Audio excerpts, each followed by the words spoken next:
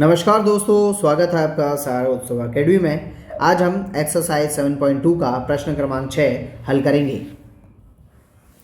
प्रश्न क्रमांक 6, यदि बिंदु 1 2 4y x 6 3 5 इस क्रम में लेने पर एक समांतर चतुर्भुज के शीर्ष हों तो एक्स वाई का मान ज्ञात कीजिए। हमें एक्स वाई का मान निकालना है और दिए गए बिंदु हमारे समांतर चतुर्भुज हमने नीचे बना लिया है, समांतर चतुर्भुज के शीर्ष हैं। क्या है? शीर्ष हैं। तो शीर्ष भी हमने साथ में लिख लिए हैं। तो ये रहे हमारे शीर्ष। तो ये लिख दिया हमने x, ये लिख लिया y, ये c, ये d लिख दिया। अब इसमें क्या है कि हमें एक्स वाई का मान निकालने के लिए हमें विकर्णों की जरूरत पड़ेगी। अब विकर्ण क्या होते हैं? एक कॉर्नर से दूसरे कॉर्नर को मिलाने वाली लाइन को ही विकर्ण कहते हैं। यानी कि AC एक विकर्ण है। ऐसे ही सेम कहानी D से B को मिलाने वाली लाइन क्या कहलाएगी? वो भी विकर्ण कहलाएगी। तो ये भी एक विकर्ण है। तो दो विकर्ण बन गए। दोनों विकर्ण जहाँ बीच में एक दूसरे को काटते हैं, ये इनका कहलाएगा मध्य बिंदु। अब मध्य बिंदु क्यों कहेंगे? मध्य बिंदु का मतलब क्या होता है? किसी लाइन को दो बराबर हिस्सों में बांट देना। तो ये बिंदु भी है ना, विकर्ण AC को दो बराबर हिस्सों में बांटता है और BD को भी दो बराबर हिस्सों में बांटता है। यानी कि यहाँ पर हमें मध्य बिंदु निकालना है और मध्य बिंदु दोनों का सेम होगा। बस यही हमारे क्वेश्चन का सॉल्यूशन है। अब चलो इसमें आगे बढ़ते हैं, कुछ लैंग्वेज लिख लेते हैं। तो यहाँ हमने माना लिख लिया है। माना में लिखा है हमने कि ABCD, यानी कि जो दिए गए पॉइंट थे उन सभी को नाम दे दिया है ABCD। नीचे हमने लिख लिया है कि समांतर चतुर्भुज के विकर्ण एक दूसरे को समद्विभाजित करते हैं। समद्विभाजित का मतलब ही होता है दो बराबर हिस्सों में बांटना। अब यहाँ पर दोनों विकर्णों को नोट कर लिया हमने, AC और BD। AC BD को नोट करने के बाद AC के x1 y1 x2 y2 और BD के भी x1 y1 और x2 y2 हमने नोट कर लिए हैं। अब इसके बाद जो उसने बोला है, हमें क्या चाहिए कि हमें चाहिए x और y का मान, और x और y का मान मध्य बिंदु पे निकलेगा और दोनों का मध्य बिंदु सेम है। तो अब वो लाइन भी हम लिख लेंगे।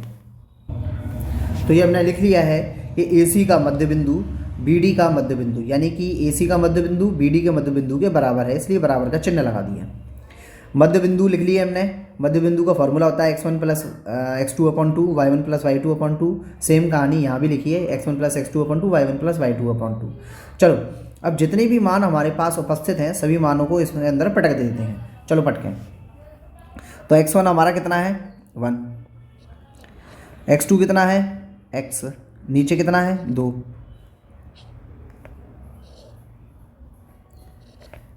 फिर यहाँ पर भी y1 कितना है? 2। y2 कितना है? y2 है 6। नीचे कितना है? 2। बराबर लगाएंगे। फिर क्या है? अब BD के लिए x1 कितना है? 4। x2 कितना है? 3। नीचे कितना है? 2। ऐसे ही y के लिए, तो y1 कितना है? y। y2 कितना है? 5। नीचे कितना है? 2। तो ये हमने रख दिए।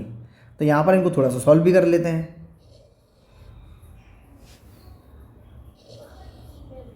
ये डायग्राम छोटा सा बना के कोने में चिपका दिया, जिसको आपको याद रहे कि भाई ऐसे डायग्राम से इसको सॉल्व करना है ना। चलो इसमें तो आगे चलें। पहले तो देखो 1 प्लस x का कुछ नहीं हो सकता, तो वो वैसे का वैसे ही रहेगा। नीचे 2 आ गया। अब देखो 6 प्लस 2 कितना हो गया? 8। नीचे कितना है? 2। सेम बराबर में भी यही हुआ। 4 प्लस 3 कितना हो गया? 7। नीचे कितना है? 2। बराबर।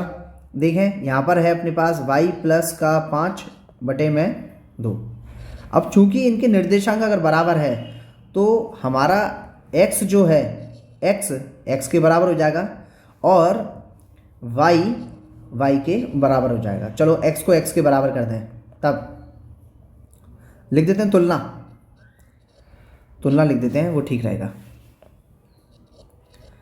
तुलना करने पर तो तुलना करेंगे तो क्या बनेगा हमारे पास कि भाई x प्लस 1 प्लस x/2 बराबर 7/2।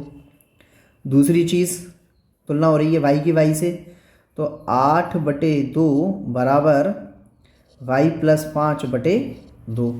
2 से 2 कट गया, यहाँ भी 2 से 2 कट गया, है ना। अब x जो है वो वहीं के वहीं रहेगा, 7 भी वहीं के वहीं है, एक को उठा के हम बराबर के दूसरे तरफ फेंक देंगे तो उसका चिन्ह बदल जाएगा। ऐसी सेम कहानी यहाँ भी होगी कि भाई 8 तो वहीं है, y भी वहीं है, 5 को उठा के दूसरे तरफ फेंक देंगे तो उसका चिन्ह बदल जाएगा। अब देखो x बराबर 7 में से 1 गए, कितने बचे 6। यहाँ देखें तो हमारे पास 8 में से 5 गए, कितने बचे 3, y बराबर, और इसको और लिखें तो y बराबर हमारा बचा 3। तो ये बचा हमारा y बराबर 3, इतनी चीज़ बच गई। अरे चौकोर बन जाए यार, ये नहीं, हाँ, तो y बराबर हमारा 3 बन गया। तो ये हमारे आंसर हो गए, यानी कि हमारे वो निर्देशांक हो गए x और y के। तो दोनों साथ साथ हमने आंसर निकाल दिया। एक आंसर हमारा ये है और दूसरा आंसर y बराबर हमारा 3 है। ये दोनों ही आंसर निकाल लिए। इसी के साथ साथ हमारा प्रश्न क्रमांक 6 भी खत्म होता है। क्वेश्चन काफ़ी इंपॉर्टेंट है एग्ज़ाम के पॉइंट ऑफ व्यू से भी, इसलिए आप इस क्वेश्चन को अच्छे से लगाएं। अगर इसके बाद भी, जैसे मैंने अभी समझाया है, इसके बाद भी अगर आपको कोई डाउट आता है तो आप पूछ सकते हैं। आप कमेंट बॉक्स में मुझे कमेंट करके पूछ सकते हैं। यदि कोई आपको डाउट हो तो कमेंट कीजिए। धन्यवाद।